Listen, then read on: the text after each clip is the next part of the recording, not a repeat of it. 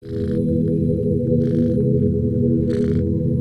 welcome back, everybody, to the interviews with people around the world talking about vitality, balance, and the things that keep us healthy, keep our pets healthy, to have a good quality of life and live as long as they can live by using their natural healing abilities. So, today I'm here with Paula Brown, who's a mover and shaker in the homeopathy world and the natural healing world. And we're going to talk a little bit about the topics I mentioned: vitality, balance, the terrain, germs, etc. So welcome, Paula, and thanks so much for being here with us. Thanks. I'm honored to be here. I love this is one of my favorite subjects is terrain, and so I'm really honored that you picked me to talk to you about this. So Oh, it's my pleasure. Why don't we start with what well, first we should say you're not medically trained. I mean, you're not a doctor, you're not a veterinarian. So we're talking just, what intuitively, what to you as a mom, because that's probably what you are above and beyond everything else as a mom. What does it mean to you when I say vitality, balance, or the terrain? well, I we have a home in Texas, a farm in Texas, and I have three children and a whole slew of animals. And when you say about vitality and balance, it's really, I think, for me as a mom, as the matriarch, I watch everyone. I watch all the living creatures that are in my care. You know, my children, my husband, my our animals. We have a milk cow. We have chickens. We have all these things, and we're temporarily living overseas right now. But we are really excited to go back home in a little bit. But vitality and balance is emotional. It's not. You know, we always think of health. We always think of like how is your physical health, but it has to be emotional. It's spiritual, and it's physical. And I think vitality and balance to me in my family is our relationships, how we are interacting with each other's, how we're reacting within ourselves, and how we're reacting to the world around us. And so, you know, like with kids, it's not just, we homeschool our kids. And so to me, it's not just, are they eating healthy? And but how are they relating to other adults, to the kids around them, to how are they relating to the viruses that go around or whatever illnesses are going around, and how are they relating to themselves? Do they like themselves? So vitality to me is so many layers, and I'm always aware of all those layers all the time. So So you're including vitality as interconnection, or vitality as equivalent to health, and that health has a lot to do with how you deal with the world. Whether it's another individual, whether it's a germ, whether it's anything that may affect you individually. yeah, right. Do you, as a mom, have any feelings about the physical, you know, physical aspects of vitality? Well, vitality to me is also like your ability to deal with all the things that come at you, be it physical, emotional, and all those things. And I think I've really been on a journey with this, Dr. Jeff. I have gone from thinking that the body literally has zero vitality, that it must be propped up by drugs, that it must be intervened with a medical professional. And I really had no relationship with trust in vitality. It was dead to me, and it meant nothing to me. When my kids had fevers, I mean, early on when I was a young mother, when they had fevers, it truly sent me into a panic, and I was so scared, and I didn't know what that meant. They all got, not all of them, my first two kids got rounds of antibiotics for ear infections that they didn't need. And the whole cleanliness and worrying about germs and everything, just it was really a big deal for me. And then it just feeds into more fear, because I'm sitting there thinking like, okay, if they get another illness, then they're going to have another fever, and I know that scares me. And so it was really a place of feeling very vulnerable, and I had zero trust in that vitality. And I had to really I had to learn the hard way. And what I mean by the hard way is alone, zero support. And like my mom, you know, I didn't have any of these older women that you would like to have in your life, like a grandmother. I was living in Virginia, far away from my mom was in Brazil. My grandmother was far away, you know, just alone with these babies. And I had to learn it completely alone. And I also felt like I couldn't turn to my neighbors and my friends, because when I was learning this, nobody else was feeling the feelings I had about the shift that I was undergoing with health, and building that relationship with vitality again. Does that make sense? It does make sense, but I'm curious now, what allowed you to make the shift between kid number 2 and kid number 3? You know, what changed you from feeling that vitality is dead to you, which is an ironic, and I love that, by the way, because vitality is life. I Yeah. mean, vitality is the spark of life. It is literally what allows us to be alive. It is what fuels every cell in the body, and that's what makes the difference between life and death. What allowed you to resurrect vitality? Well, honestly, it was my own health. I was really sick with a chronic illness called interstitial cystitis. It's a chronic bladder disease where it's chronically bleeding. It feels like I'm having, you know, like a UTI every single day of my life. And I was really under a lot of chronic pain. We lived in Houston at the time, then we moved to Virginia. I had seen the best of the best doctors. I flew coast to coast, went to the Mayo Clinic. I went to the best of the best, and the options they gave me were like, okay, one, you can start an opioid addiction, but we strongly recommend that you join a support group. All my girls join a support group when they start the opioids. And I had, like, you know, I wasn't super into natural medicine, but I was trying to be healthy. Like I didn't even drink soda pop except New Year's and Christmas. Soda pop. Like I've never even touched alcohol, you know, so I was like, I think I should probably start a soda pop addiction before I start an opioid addiction. Like, let's just like work our way there. So I turned that down. Another one was, listen to this one. One treatment was to get, like, it was like an electric insert, like vaginal insert that would electrocute you. It literally, it wasn't a TENS unit, which is like kind of a muscle. It was like electrocution. So it stings, numbs the nerves, and then you wouldn't feel pain for maybe 6 to 8 hours. And I was like, a torture device? Like, no. Then the next option was to take a pill. This is crazy. Take a pill that will turn your urine blue, and it might make all your hair fall out. And I just, the logic in my brain, I was like, okay, for sure, if it might make my hair fall out, it's probably not helping me. And I just kept thinking, like, I feel like they're mutilating my body in, like, they want to, in different ways. And I'm like, these are horrible options. I turned that down 10 years ago, Jeff. Well, guess what? About 3 months ago, my mom sends me a link. She's like, was this the drug they prescribed to you 10 years ago that you turned down? It was called Elmeron. And I said, yes. And she said, this drug, they're having class action lawsuits because people who are on it for about 15 years now are going blind. Blind, completely blind. So you had no good conventional options. So then I shifted to natural medicine. I tried all this, I tried all that, and I was reading all these books. And one of the common things I kept reading over and over again is that your body was made to heal. Your body was designed to get better. And that's what I was struggling with. And so, like, the most basic example of that is fevers. A fever is good for you. It's meant to fight off the illness. And so I was trying to figure out, how do I, you know,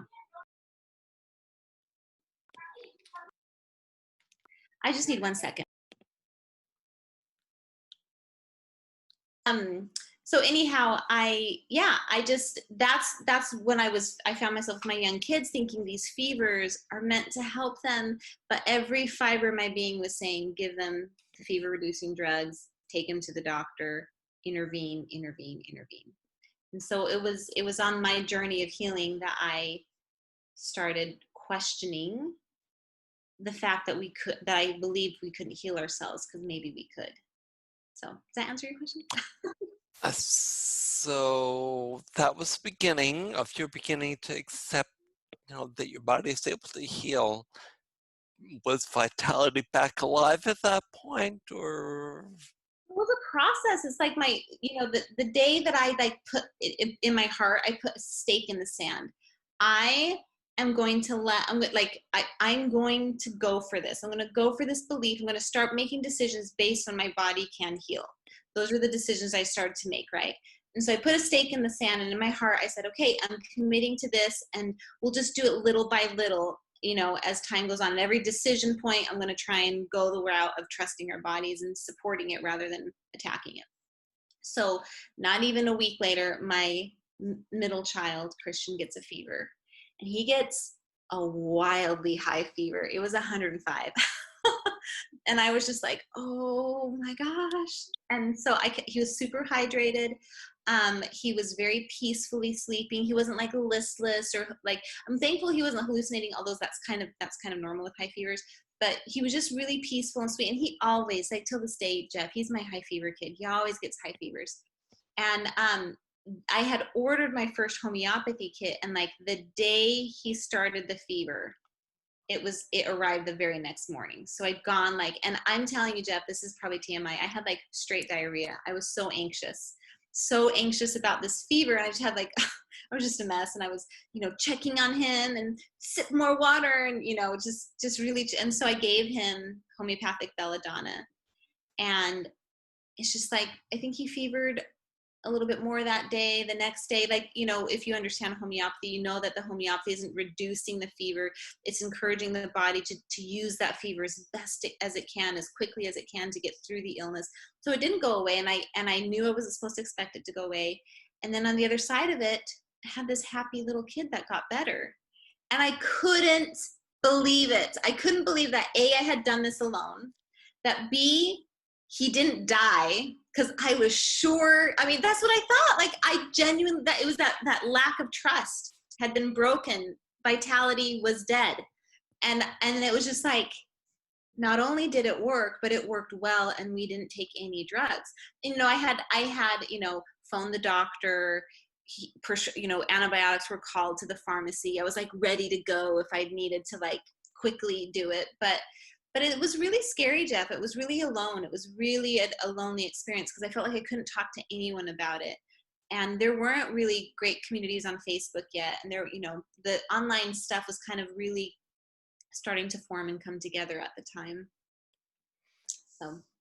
Okay, so basically it sounds to me like it was your experience that was informed by what you read, what you learned, and starting to understand that the body is designed to heal, Yeah. which is awesome and awesome. But you kind of mentioned a little bit about the terrain of the body.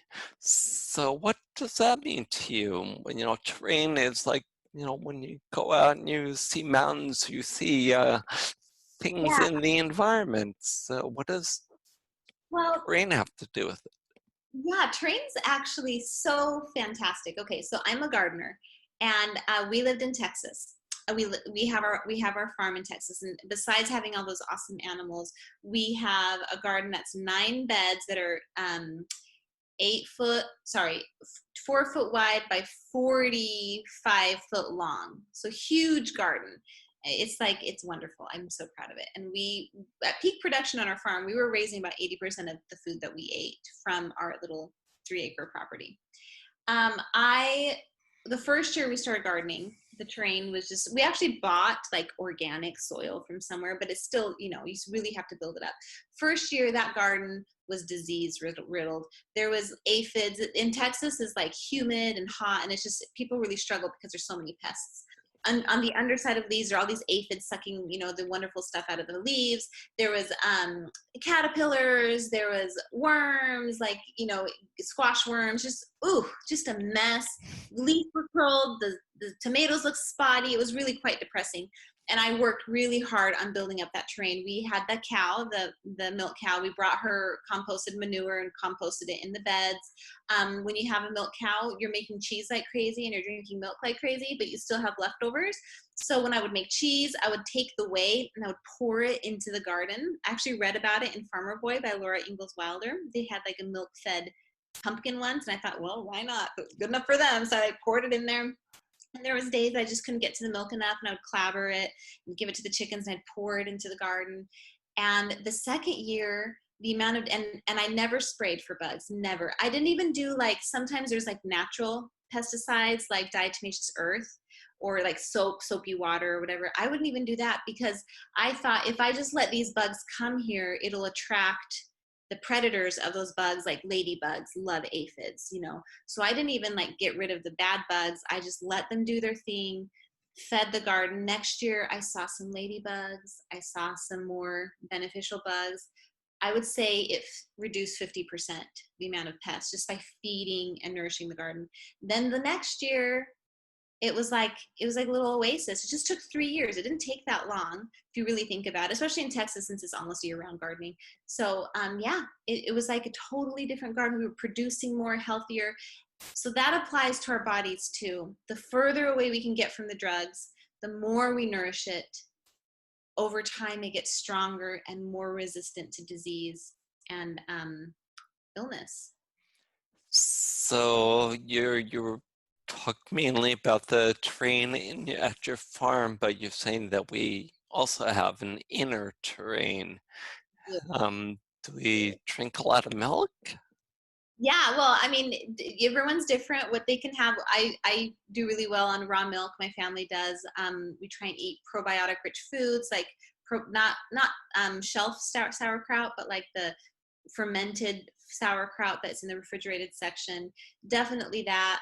Just eating really good whole foods that are hopefully beyond organic, because organic stuff, I think, even those have chemicals. And so I think that's really important.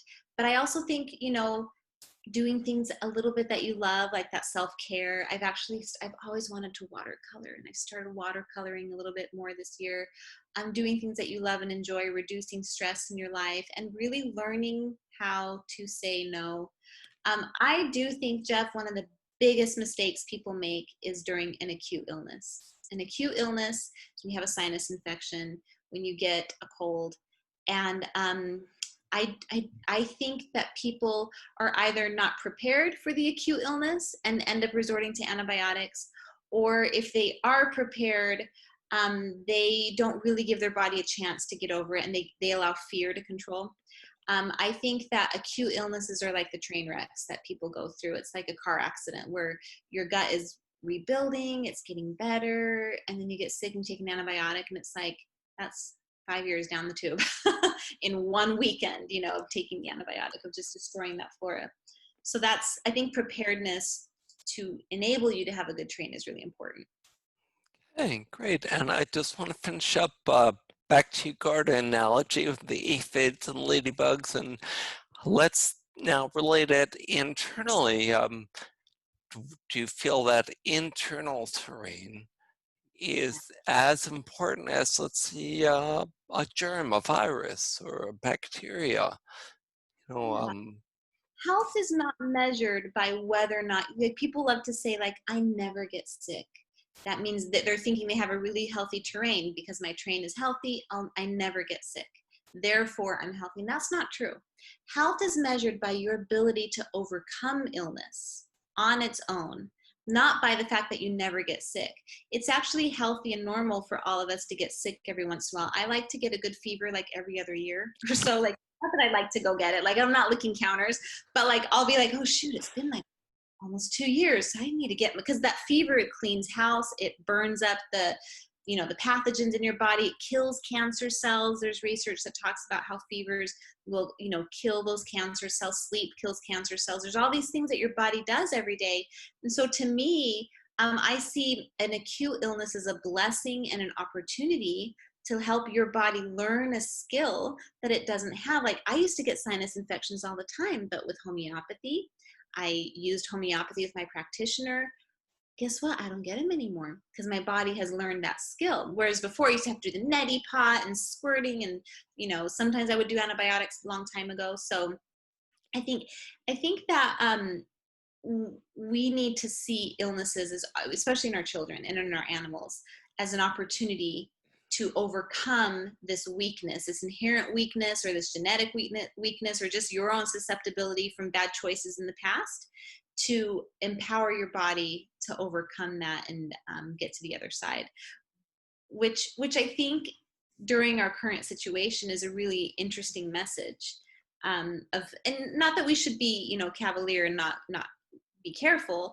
We need to be careful, but there's definitely not a sense of dread that I carry with me. So And we need to wind up, but I guess you're alluding to the SARS virus and COVID and yeah, that kind of infection, and that was kind of a side question as far as why you think, when you answered this already, why one person gets very sick and another maybe gets some symptoms but then recovers. And you're saying that you think that's related to their terrain. related to their train. I mean, I've seen it. It's related to your train. Can I tell this really quick story? Of course. Okay, well, there's a content. We all know, and Louis Pasteur. We all know Louis Pasteur. He's the father of, basically, I call it the theory of suppression. It's the theory of pasteurization, a disease, you kill it and pasteurize it, and that's Pasteur. So he had a contemporary of his time that actually was like his arch enemy, named Antoine Béchamp, the drama of the French scientists. And I actually wrote about this in my book, Evie and the Secret of Small Things. And what Antoine Béchamp did this fantastic experiment on terrain, which I think is totally fascinating. And I write about it in this book. But he takes 2 eggs that are fertilized, 2 eggs, right? One egg he shook vigorously and let it incubate, just like, I think with a chicken or whatever, just to keep it warm and to let it, do what it would do for a chick. And then the other egg he treated very carefully, did not shake it. And then after 21 days, what did he have? He had 1 baby chick from 1 egg, and the other egg was putrid, rotten, and it would float, right? Not good. And he said 1 egg was diseased and 1 egg brought life. But was it the disease? Was it a virus or a bacteria that entered the egg and infected the egg? No. He says disease is the result of an improperly ordered terrain, not the bacteria. It's when our terrain is out of order that the problem begins. And when it's in order, it creates life. And so I think we're running around so afraid. Like, think of your life as an egg, right? You're that little chick inside your egg. And viruses, of course, they can get access to us, of course. But if our terrain is ordered, we'll continue moving towards life and overcome these things. But if it's in order, you're eating crap, you're not sleeping, you're stressed, all these horrible toxic things are happening. That's where the disease begins, and that's where the problem is. Oh, wow. Beautiful. Love the story. We could have a whole separate discussion, starting with Louis Pasteur at his contemporaries. That's when actually homeostasis, or the balance theory, started, and it was a question of Pasteur's germ theory, or the homeostasis, or the milieu interior, the Claude Bernard, his friend Claude Bernard, developed. But anyway, we'll talk about that another time. So thank you so much. I want to keep these short, and I really, really, really appreciate your time. This has been fantastic. Thank you, thank you, thank you. And then, But I really enjoyed it. oh, thanks so much. So we'll see you guys soon. So thank you all for your time, your attention, and watching.